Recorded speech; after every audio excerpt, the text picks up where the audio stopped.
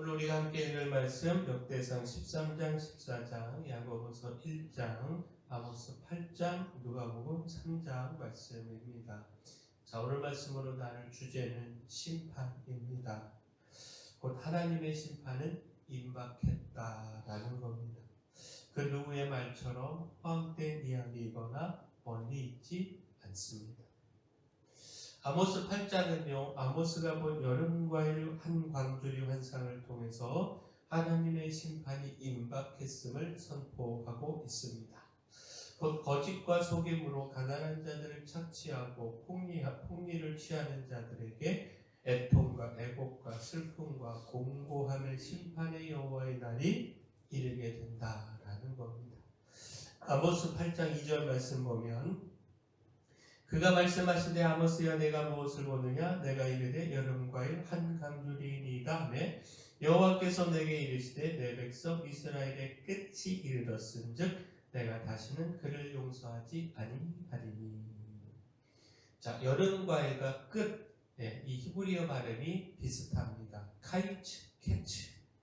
이를 통해서 심판을 전하고 있는 것인데 이를 무르익은 과실과 끝이 무르익었다라는 식으로 번역해 볼 수가 있습니다. 곧 과일이 무르익었다라고 하는 것, 그 끝이 무르익었음을 표현한 것으로 발음이 비슷한 단어를 사용해서 하나님의 심판이 임박했다라고 하는 사실을 언어유의적으로 표현한 것입니다. 곧 당시 이스라엘 백성들은요, 하나님의 심판에 대하여 안일한 생각을 가지고 있었습니다. 하나님의 심판은 임하지 않는다 생각을 했고요. 심판이 임한다고 할지라도 먼 훗날의 이야기라고 생각을 했습니다. 이에 대하여 하나님은 선지자 아모스를 통해서 하나님의 심판이 임박했음을, 곧 그 나라와 그 백성들의 끝이 이르렀음을 선포하신 것입니다. 자, 우리에게도 예수 그리스도의 재림과 이와 함께 주어지는 심판이 선언되어 있습니다. 우리도 어리석고 안일하게 심판이 멀었다 생각하고 있지 않은지 돌아보아야 합니다. 지금 당장이라도 예수 그리스도께서 재림하시고 이 세상을 심판하실 수 있음을 기억하고 안일하고 나태한 마음을 버려야 합니다. 항상 깨어서 주의 심판을 준비해야 합니다. 따라서 속히 회개해야 합니다. 회개에 합당한 열매를 맺어야 합니다. 누가복음 3장은요, 요단강에서 회개의 세례를 베풀며 백성들을 가르친 세례 요한에 대한 말씀으로 그는 하나님의 심판이 임박했음을 전하면서 회개에 합당한 열매를 맺어야 한다 가르쳤습니다. 누가복음 3장 8절 9절 말씀 보면 그러므로 회개에 합당한 열매를 맺고 속으로 아브라함이 우리 조상이라 말하지 말라 내가 너에게 이르노니 하나님이 능히 이 돌들로도 아브라함의 자손이 되게 하시리라. 이미 도끼가 나무 뿌리에 놓였으니 좋은 열매 맺지 아니하는 나무마다 찍혀 불에 던져지리라. 곧 안일함과 나태함을 버리고 속히 회개하고 구체적인 변화의 삶을 살아야 한다. 이것 강조하고 있는 것입니다. 따라서 옷 두 벌 있는 자는 옷 없는 자에게 나눠주고 먹을 것이 있는 자들도 그렇게 하고 세리들은 저간세 외에는 부과하지 말고 또 군인들은 사람에게 강탈하지 말고 갚는 금료로 족한 줄 알아야 한다. 이렇게 가르쳤습니다. 자, 임박한 하나님의 심판을 기억하면서 무엇보다 먼저 해야 하는 일 회개입니다. 회개하여 죄를 용서받지 않고는요 심판을 피할 수 없습니다. 따라서 죄를 돌아보며 죄의 용서를 구할 뿐만 아니라 구체적으로 변화된 삶을 살아야 합니다. 참 회개는요 변화된 삶의 모습까지 보이는 것입니다. 그렇게 회개하며 회개의 열매를 맺을 때 죄의 용서하심의 은혜 가운데서 임박한 하나님의 심판은 더 이상 우리의 두려움이 되지 않습니다. 오히려 주께서 주시는 승리와 구원을 바라보며 소망을 가질 수 있습니다. 또한 임박한 심판을 기억하며 시험을 참고 이겨야 합니다. 시험에 넘어지지 말고 인내하며 믿음을 지켜야 합니다. 야고보서 1장은요, 고난과 시련으로 인한 시험과 욕심으로 인한 유혹에 대해 가르치고 있습니다. 먼저 믿음의 삶에서 오는 고난과 시련으로 인한 시험에 대하여 주목을 하면 이 시험은 참고 이겨야 한다 가르치고 있습니다.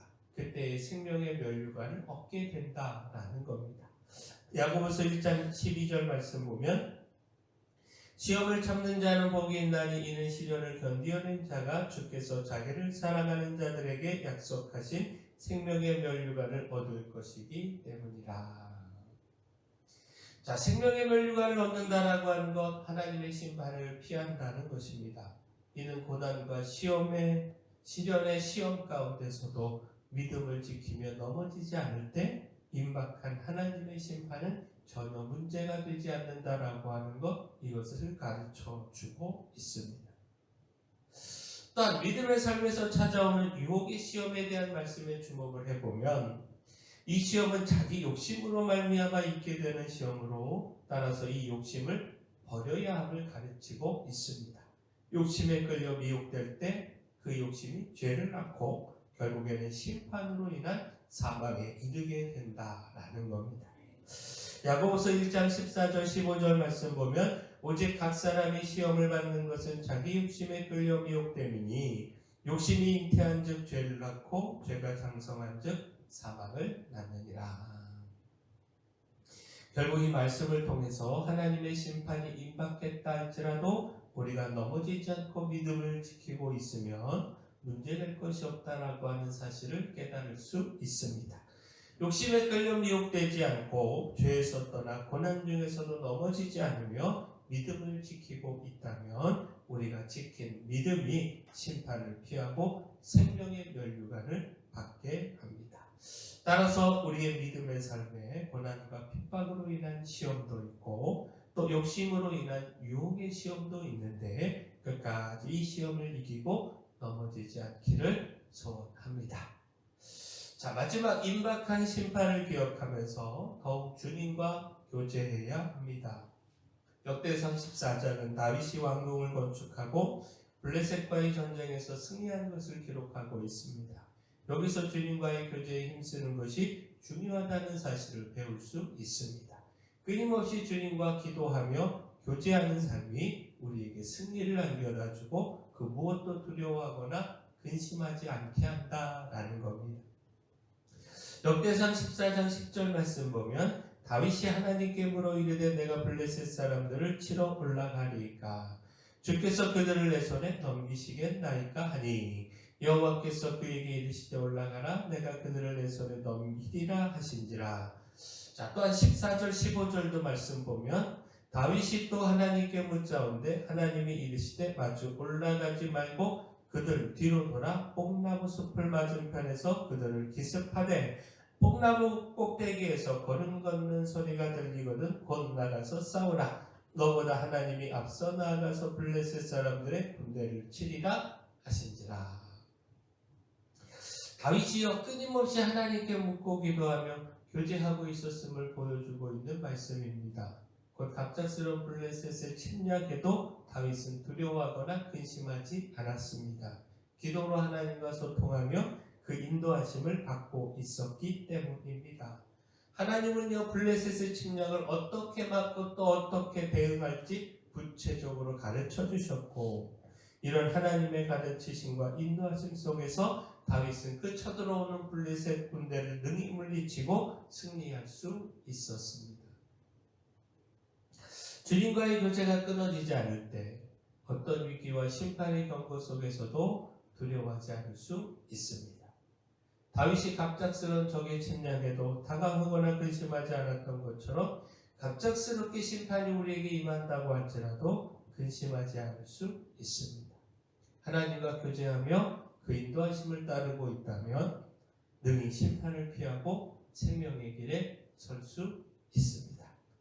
따라서 임박한 하나님의 심판과 그 경고를 들으며 하나님과의 교제에 더욱 집중하는 우리 모두 되기를 소원합니다. 하나님께 드리는 기도가 중단되고 있지는 않는가? 하나님의 가르치심과 인도하심에서 벗어나지 않고 순종하여 따르고 있는가? 힘써 돌아보고 힘써 하나님과 교제하는 삶 살아가기를 소원합니다. 자, 하나님의 심판은 우리 앞에 임박해 있습니다. 임박한 하나님의 심판을 기억하며 속히 회개에 합당한 열매를 맺어야 합니다. 시험을 참고 이기며 믿음을 지켜야 합니다. 더욱 힘써 기도하며 주님과 교제해야 합니다. 만약에 우리가 이렇게 함으로 심판을 피하고 구원의 자리에 서기를 소원합니다. 사랑의 주 하나님, 회개에 합당한 열매를 맺으며 주님이 기뻐하시는 변화된 삶을 살기를 소망합니다. 믿음의 시련은 인내하여 이기고 믿음의 유혹은 피하여 이기고 약속하신 생명의 면류관을 얻게 하여 주시옵소서. 주님과의 교제를 끊임없이 이어가 그 인도하심 속에서 두려움 없는 삶을 살아가게 하여 주시옵소서. 교회 내 연약한 모든 분들 주님께서 강력한 손으로 안수하며 치료하여 주시고 수험생들 끝까지 대학진학 열어주시옵소서. 우리 교회 다음 세대를 지켜 주시옵소서. 또한 하나님, 저희 교회가 이 마을의 빛이요 소금으로서의 그 사명 잘 감당할 수 있도록 힘도 주시고 일꾼도 보내주시옵소서. 예수님의 이름으로 기도합니다.